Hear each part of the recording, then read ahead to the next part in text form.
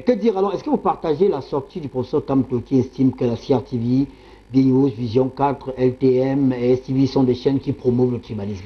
Non, écoutez, je n'ai pas suivi ça et je n'ai pas suivi les faits qui l'auront poussé à le dire. C'est un communiqué. Mais il y a une réalité. C'est un communiqué du MRC. Oui, mais il y a une réalité. Il y a une réalité du comportement. Vous êtes d'accord avec lui ou pas? Non, je suis d'accord avec lui sur certains aspects.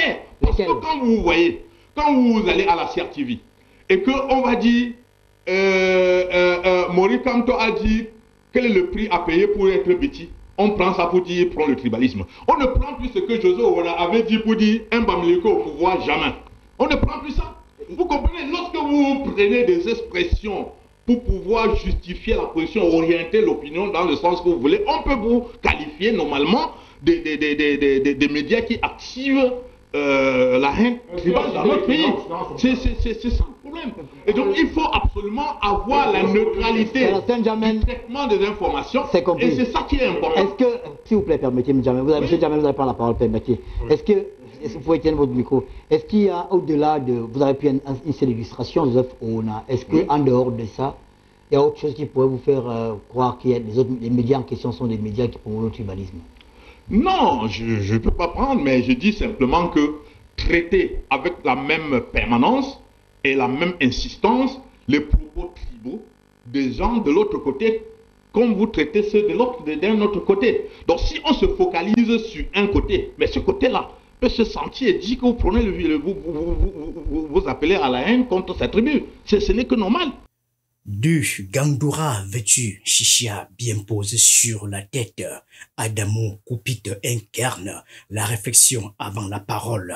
Le député de l'Union démocratique du Cameroun, UDC, écoute, il jauge, il pèse chaque mot avant de le lâcher. Ce n'est pas un homme d'émotion, c'est un homme de conviction. Son regard est serein. Cet après-midi-là, sur le plateau de l'Oclop face à Ernest Obama, il sait qu'il marche sur un fil tendu, mais il ne recule pas. Moi je dis, Atemenga est là, lorsque nous combattions en 90 à l'université pour le retour au multipartisme, ben, il y a des gens qui sortaient pour dire on doit chasser le lobo. Les gens ont tenu ce genre de langage. Les gens disent ça. Mais est-ce qu'on a pour autant dit que quand quelqu'un s'assoit dans sa chambre ou dans son bureau pour écrire, pour dire quelque chose, ça engage la communauté en quoi? Ça ne sert à rien pour dire on va se focaliser sur ça, pour dire non, les gens veulent... Mais quand on parle du tribalisme en réalité, M. Obama, à quel moment vous, dans ce média, vous avez mis en exergue le fait que sur 360 sous-préfets, un seul groupe ethnique a près de 300? À quel moment vous vous êtes assis pour dire que sur 10 gouverneurs, un groupe ethnique a plus de la moitié, alors qu'on a dit région? À quel moment on s'est assis ici pour dire que vraiment, quand on regarde, nous parlons de la justice, regardez les procureurs généraux dans toutes les régions. Donc, à quel moment on a parlé de ça? Pour décrier le tribalisme d'État qui est en train de s'institutionnaliser au Cameroun. Mais vous voulez parler de l'opposition, d'un opposant qui a dit telle chose, on dit non, il y a le tribalisme, il y a cela. Monsieur Maurice Kamto n'a pas la signature pour décider de ce qui doit se passer au Cameroun. Mais ceux qui décident, allez interroger dans quel sens et comment ils décident, quel est l'impact de leur décision sur la vie et la cohésion nationale. Honorable. Décriez ça sur vos médias, on ne va plus vous taper. Vous comportez comme les militants du MRC. Autour de la table, les caméras captent chaque mouvement, chaque expression. L'atmosphère est lourde. Le sujet est brûlant. La récente déclaration du parti politique de Maurice Kamto, leader du mouvement pour la renaissance du Cameroun MRC, accusant les médias de partialité, ont enflammé la scène politique et médiatique. BNews One, se sentant directement visé, a décidé de riposter avec vigueur. Ernest Obama, en chef d'orchestre de cette contre-offensive, adopte une posture combative, déterminée à défendre l'intégrité de sa chaîne et de la profession journalistique. Mais ici, il ne s'agit pas simplement de débattre, il s'agit de confronter les vérités, de forcer les positions à se dévoiler. Le professeur Maurice Kamto ce n'est pas un amateur. S'il vous plaît, vous aurez le temps de causer après l'émission. Ce n'est pas un amateur. C'est l'une des icônes... c'est un professionnel. Je dis, c'est l'une des icônes les plus respectueuses sur le plan de droit au niveau de l'Afrique et même du monde. Donc s'il dit je serai candidat, le MSC aura un candidat, mais accordons-lui cet optimisme, juste la preuve du contraire. Parce que nous sommes sur le terrain politique, et sur le terrain politique, il n'y a pas que la loi qui parle. Il y a d'autres aspects qui peuvent être des aspects, tout comme vous dites que vous ne connaissez pas quelle est la motivation réelle du boycott prise le jour même de la clôture des dossiers de candidature. C'est tout comme vous pouvez ne même pas connaître aussi la raison qui pourra justifier que sa candidature soit validée comme ayant été investie par le MSC. Bon, moi je crois, il y a des gens qui sont là à dire ce n'est plus le FDC de mon ami, le président Emilien Tangana. Et là, même quand c'était sorti à la presse que le FDC allait l'investir, nous avons vu une réaction d'un turiférain du RDPC qui allait dans les allures d'intimidation pour dire que voilà, les listes ici, c'est là les ancêtres qu'on fait surmonter. Et je crois que aujourd'hui, c'est l'UDC. Avant même que vous ne parliez, on avait parlé de l'UDC, d'ailleurs même annoncé de mon temps que l'UDC aurait prise. Nous sommes sur une plateforme, nous travaillons ensemble avec le MSI. Ah, vous travaillez avec le MRC? Depuis 2020, oui. Et à l'entente de 2021, nous travaillons avec le MSC comme les 6 autres partis et les organisations de la société civile pour proposer la modification du code électoral, du système électoral camerounais. Oui. Nous travaillons ensemble. Sur un seul sujet? Ben, sur un seul sujet qui n'est pas n'importe quel sujet dans la scène politique camerounaise. Face à Adamo Koupit, Ernest Obama tient les rênes du débat.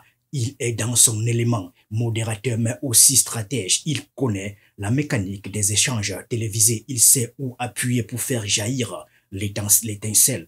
Il pose des questions, reformule, insiste, cherche la faille.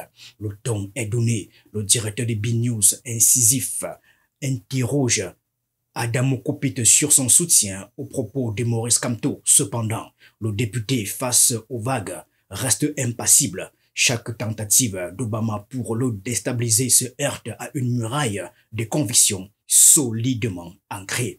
Adamo Koupit, avec une éloquence mesurée, retourne les questions, obligeant parfois l'animateur à reconsidérer ses positions. La pression est réelle. Obama veut le pousser dans ses retranchements, l'amener à nuancer, à reculer peut-être, mais Koupit ne cède rien. Honorable, oui. Vous gardez le micro. Oui. Est-ce qu'on peut dire aux Camerounais aujourd'hui que l'éventualité est possible que Maurice Kamto soit investi par l'UDC? Je ne suis pas fondé de dire oui ou non. En politique, tout est possible. Nous avons un seul objectif. La porte n'est pas fermée. Nous avons un seul objectif. La porte n'est pas fermée. La porte est fermée, oui ou non? Qui ferme la porte, qui l'ouvre? Ce n'est pas moi.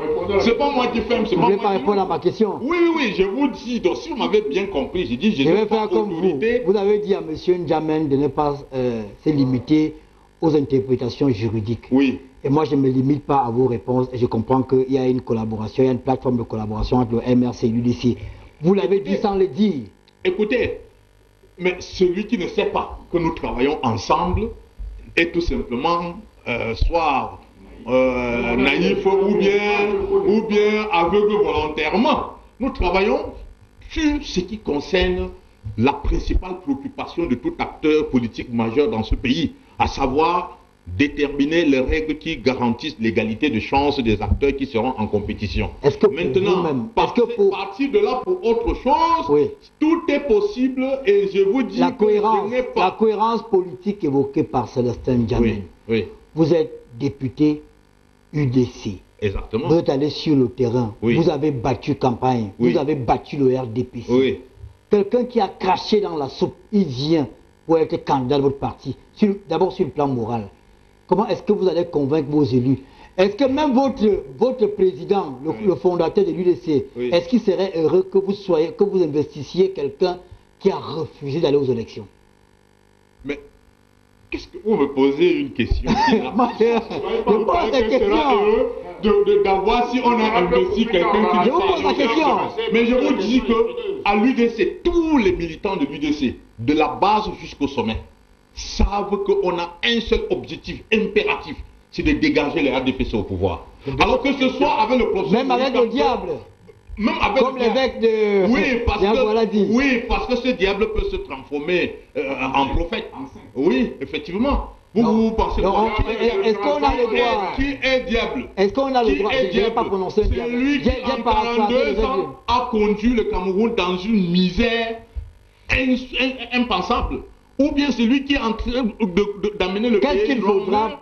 Les téléspectateurs témoins de cet échange ressentent le poids des mots et la gravité des enjeux. La confrontation dépasse le simple cadre d'un débat télévisé. Elle symbolise le choc entre deux visions du rôle des médias dans la société camerounaise. D'un côté, une presse qui revendique son indépendance et son objectivité. De l'autre, des voix politiques qui appellent à une introspection médiatique face aux accusations de partialité.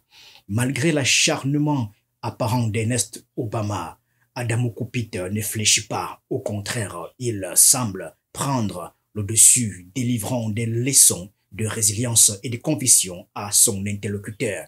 Chaque échange renforce l'image d'un homme politique fidèle à ses principes, refusant de céder sous la pression médiatique. Est-ce que vous êtes prêt à travailler avec d'autres formations politiques, par exemple le PCRN? Mais nous travaillons avec le PCRN. Le PCRN fait partie de la plateforme. Ah d'accord. Je vous ai dit que nous sauf qu'il y a des désaccords entre le PCRN et le MRC. Et on le voit sur la toile. Il y a quelques désaccords. Les gens peuvent avoir des divergences de vues et des échanges épistolaires et tout, mais c'est l'expression de la démocratie. Mais quand viendra le moment de prendre les grandes décisions pour ce pays, vous allez être surpris que ce que vous appelez divergences vont se transformer en convergence. Est-ce que vous pensez... C'est notre conviction. Quand on va au-delà de ce que vous dites, comme je l'ai dit, on voit bien qu'il y a une collaboration entre vos deux formations politiques qui va au-delà du code électoral. Vous pensez que le professeur Kamtos peut se mettre derrière un autre candidat que lui? Allez lui demander. Ce n'est pas à moi.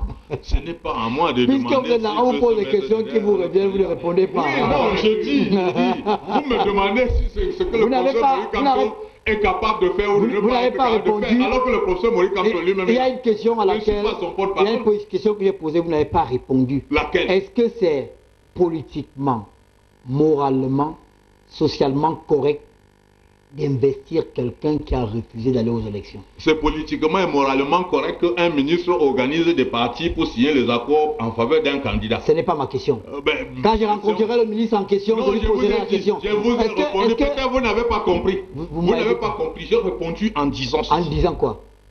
Notre objectif fondamental, incompressible, c'est de dégager le système du renouveau au pouvoir. D'accord. Et maintenant, que ce soit avec Maurice Kamto ou avec un autre Camerounais, nous voulons le changement au Cameroun. Dernière question. Voilà. Est-ce que Mme Damdjoua sera candidate à l'élection présidentielle? Mme Damdjoua a déjà déclaré sa candidature. C'était un secret de polichinelle. Elle a déclaré sa candidature conformément aux dispositions des statuts de l'Union démocratique du Cameroun. Alors, vous déclarez votre candidature alors qu'il y a une plateforme de collaboration qui a été mise en place, à moins que vous avez l'intention de la retirer le moment venu.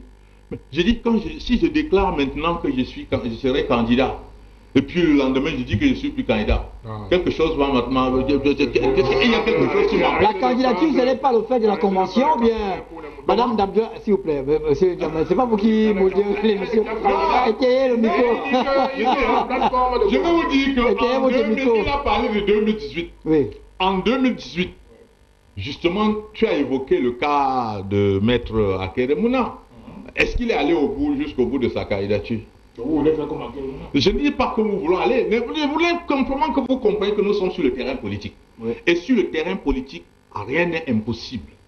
Rien n'est impossible. Je pose une autre question. Quand on a une conviction, oui, on cherche des solutions et des pistes idéales pour pouvoir arriver à l'atteinte de l'objectif.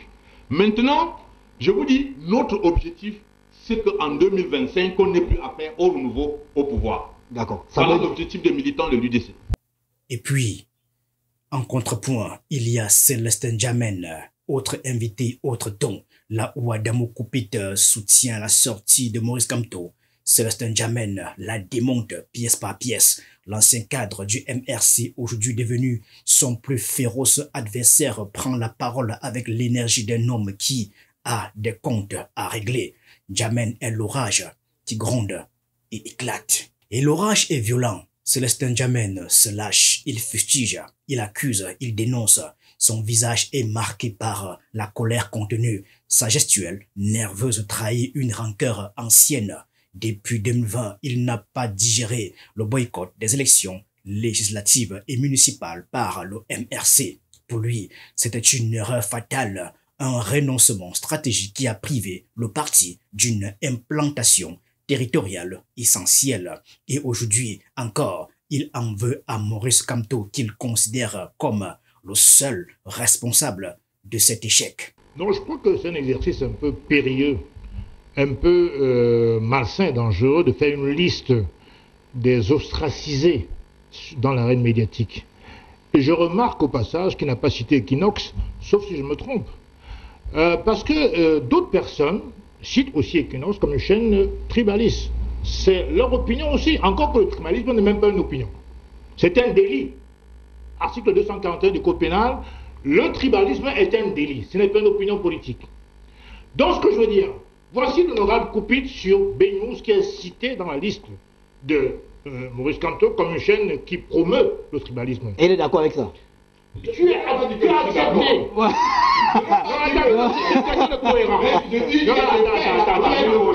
Vous avez dit que vous êtes d'accord. Mais il y a des faits que vous savez à quel point je vous respecte. Merci, allez. Vous êtes en train d'illustrer le contraire de ce que vous avez dit. Votre présence à elle seule illustre du fait que BNews ne peut pas être tribaliste puisque vous-même, vous êtes venu pour dire ce que vous pensez. Oui.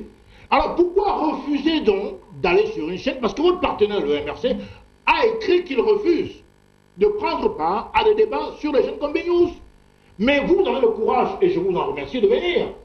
À une époque, j'étais même encore militant du MRC, j'ai pas fait scission, mais je me suis dit, ma conscience, j'étais invité à Vision 4, j'y suis allé. Malgré que mon parti ait interdit aux militants, j'y suis allé. Faites-moi ce que vous avez envie de faire. Je suis un homme libre, quoique en accord avec l'idéologie de l'époque du parti, j'y suis allé. Non pas pour combattre un quelconque racisme, mais pour dire ce que je pense. Je suis un anti-raciste tribaliste connu. Le slogan de la part de mon parti, c'est la patrie d'abord, la tribu après. Son regard brille d'une intensité fiévreuse. Il ne débat pas, il charge, il démolit. Pour lui, Kamto ne fait que répéter les erreurs du passé, s'isoler, se poser en victime au lieu de mener une véritable bataille politique sur le terrain. Le débat devient un duel. Deux visions s'affrontent sur l'œil attentif d'Ernest Obama qui, d'un geste, d'un mot, rééquilibre la balance quand il le faut. Le club n'est plus une émission, c'est une arène où les idées s'entrechoquent. Célestin Djamène ne fait pas que s'opposer à Maurice Kamto, il l'attaque frontalement, le déboulonne, l'accuse de s'aimer la confusion et de diaboliser la presse. Le ton est tranchant, Ernest Obama sourit. Il sait qu'il tient là une cartouche redoutable contre le MRC. Il pousse Djamène à aller plus loin, à vider son sac, et Djamène ne se fait pas prier. Il parle des militants du MRC aveuglés, enfermés dans une bulle où toute critique est perçue comme une trahison. Il accuse le leader du MRC de nourrir une posture populiste, de chercher des boucs émissaires plutôt que d'affronter ses propres responsabilités. J'estime que, et j'en suis convaincu, le tribalisme nous amène droit dans le mur. Je ne vais jamais refuser une invitation sur BNews sous prétexte qu'elle serait une chaîne tribaliste ou à Bisonco ou à STV. Non, au contraire, pour éviter la peur, justement, affrontons la peur. Si peur il y en a, moi je ne ferai jamais de liste pour dire que voici une chaîne tribaliste, pas du tout. Alors que dirait-on pour d'autres personnes d'Equinox qui qualifient les mêmes slogans, les mêmes adjectifs, Equinox aussi. Donc soyons simples. Alors, je rappelle au passage que je suis ostracisé sur Equinox depuis 4 ans. Ah, vous êtes interdit de... Pourquoi? Est-ce que vous voyez encore sur Equinox? Non, je me suis dit que c'était un choix. Donc, pourquoi on ne vous invite plus là-bas? J'ai pour aussi dit que c'est une chaîne qui fait la promotion du MRC. Je suis désolé. Et mais on n'en sortirait pas. Oh non, on ne va pas le dire parce qu'Equinox au moins. On n'en sortirait pas. Sur les plateaux d'Equinox, on voit qu'il y a plusieurs on voit qu'il y a un consultant qui est pro-MRC et le deuxième consultant est pro-MRC. Mais il y a les RDPC. Un crypto-MRC. Il y a un RDP6 assez convenant ou assez adaptable. Mais il y a au moins un RDP6.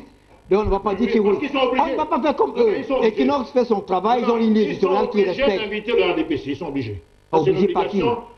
Obligé par la coutume médiatique, si vous voulez. D'accord. Mais c'est comme ça dans le Moi, si vous permettez, voilà. on va... Ce que je veux dire, c'est que cette liste est malsaine. On doit aller combattre le mal si vous pensez qu'il y a un mal quelque part. Voilà, M. Koupit, il est là. Alors, si Benous propose le tribalisme, vous êtes là pour combattre ça, effectivement. Voilà, pourquoi on n'est pas venu Il a dit qu'il est d'accord. Vous avez dit que vous êtes d'accord. Il est d'accord avec Maurice Kamto. Le cadre du PCRN assis invité sur le plateau, le regard fixe observe en silence. Il ne partage pas un mot ni avec Djamé ni avec Adamo Koupit, comme si leur monde ne pouvait se rencontrer. D'un côté, la tempête de Djamène qui déferle contre Kamto et le MRC de l'autre, le rock de Koupit toujours fidèle à ses convictions. Et au centre, Ernest Obama qui attise le feu avec malice, offrant à son public le clash qui l'attendait. Le ton monte, Djamène déroule, Obama jubile, l'émission atteint son paroxysme. Dans les coulisses de BNews One, on se frotte les mains. La riposte au MRC est orchestrée avec brio. Sur le club, la guerre des mots est livrée. Le plateau est devenu une arène où la riposte médiatique des BNews se joue en direct. L'alignement des invités, la dynamique du débat, tout semble montrer que BNews ne veut pas rester silencieuse face aux critiques du MRC. Ici, la frontière entre journalisme et engagement devient floue et l'opinion publique, spectatrice de ces affrontements, se fait juge. J'estime que, et j'en suis convaincu, le tribalisme nous amène droit dans le mur. Je ne vais jamais refuser une invitation sur BNews sous prétexte qu'elle serait une chaîne tribaliste ou à Bisonco ou à Civil. Non, au contraire, pour éviter la peur, justement, affrontons la peur, si peur il y en a. Moi, je ne ferai jamais de liste pour dire que voici une chaîne tribaliste, pas du tout. Alors que dirait-on pour d'autres personnes d'Equinox qui qualifient des mêmes slogans, des mêmes adjectifs, Equinox aussi. Donc, soyons simples. Alors, je rappelle au passage que je suis ostracisé sur Equinox depuis 4 ans. Ah, vous êtes interdit de... Pourquoi? Est-ce que vous voyez encore sur Equinox? Non, je me suis dit que c'était un choix... Pourquoi on ne vous invite plus là-bas? J'ai pas aussi dit que c'est une chaîne qui fait la promotion du MRC. Je suis désolé. Et mais on n'en sortirait pas. Oh non, on ne va pas le dire parce qu'Equinox au moins... On n'en sortirait pas. Sur les plateaux d'Equinox, on voit qu'il y a plusieurs on voit qu'il y a un consultant qui est pro-MRC et le deuxième consultant est pro-MRC. Mais il y a les RDPC. Un crypto-MRC. Il y a un RDP6 assez convenant ou assez adaptable. Mais il y a au moins un RDP6. Donc on ne va pas dire qu'ils roulent. On ne va pas faire comme eux. Equinox fait son travail, ils ont une ligne éditoriale qui respecte. Ils sont obligés d'inviter le RDPC, ils sont obligés. Obligés par qui? Obligé par la coutume médiatique, si vous voulez. D'accord. Mais c'est comme ça dans le Moi, si vous permettez, on va... Ce que je veux dire, c'est que cette liste est malsaine. On doit aller combattre le mal si vous pensez qu'il y a un mal quelque part. Voilà, M. Koupit, il est là. Alors, si BNews propose le tribalisme, vous êtes là pour combattre ça, effectivement. Voilà, pourquoi on n'est pas venu Il a dit qu'il est d'accord. Vous avez dit que vous êtes d'accord. Il est d'accord avec Maurice Kamto. Oui, mais écoutez, moi, je n'ai jamais craché sur une invitation dans le média. Mais vous êtes d'accord avec lui qu'il y a des chaînes qui promouvent le tribalisme parmi lesquelles BNews? C'est-à-dire qu'entre ce qu'il a dit et le boycott des émissions de ces médias, c'est deux choses différentes. Il a parlé tout à l'heure. Je vous assure qu'à Vision 4, à un moment donné, lorsqu'il y a eu de problèmes, Mathieu Zogo et tout ça, il y a des gens qui disaient non, allez, mais je partais. Et quand je partais, j'adressais mes salutations aux promoteurs de ce groupe médiatique. Vous comprenez? Et les gens, on a parlé sur les médias sociaux, on a écrit à mon président national. Est-ce que vous savez, monsieur Koupit Adamou, que si vous étiez militant du MRC, vous ne serez pas député aujourd'hui? Pourquoi? Mais vous allez les boycotts, non? Mais je n'ai pas... Moi, je vous assure que... Ne soyez pas plus soucieux du sort du MSC relativement à ce boycott que les militants du MSC eux-mêmes. C'est ça mon problème. Pourquoi ça vous préoccupe tant? Pourquoi quand le professeur Moïse Kamto dit qu'il sera candidat investi par le MSC, vous mettez de doute en opposant le juridisme, alors que vous avez dit que sur le terrain politique, le juridisme vient en seconde position. Au-delà du clash, au-delà des empoignades verbales et des joutes médiatiques, une seule réalité demeure: l'élection présidentielle de 2025 en octobre. Tout converge vers cette échéance cruciale. Maurice Kamto le sait, ses adversaires aussi. B-News, à travers Ernest Obama, joue déjà sa partition dans cette guerre de communication où chaque phrase est une balle tirée, chaque émission un champ de bataille. Célestin Djamène, en s'attaquant avec véhémence à son ancien leader, ne fait pas qu'exprimer une rancune personnelle. Il s'inscrit dans un affrontement plus large, une guerre d'influence où se redessinent les rapports de force, car en 2025, il ne suffira pas d'avoir raison sur un plateau télévisé. Il faudra convaincre le peuple, arracher les voix et surtout éviter les erreurs du passé. Le MRC, lui, affronte une double adversité, celle du régime en place et celle de ses anciens compagnons devenus ses plus redoutables critiques. Maurice Kamto joue une partie délicate entre dénonciation des médias et consolidation de son électorat. Mais l'histoire récente l'a prouvé. Au Cameroun, la présidentielle ne se gagne pas seulement dans les urnes. Elle se joue aussi dans les coulisses, dans les alliances et désormais dans la bataille médiatique. Ce dimanche 16 février sur le club, B-News One a riposté avec force. Mais la vraie guerre, celle qui décidera de l'avenir du Cameroun, n'a même pas encore commencé.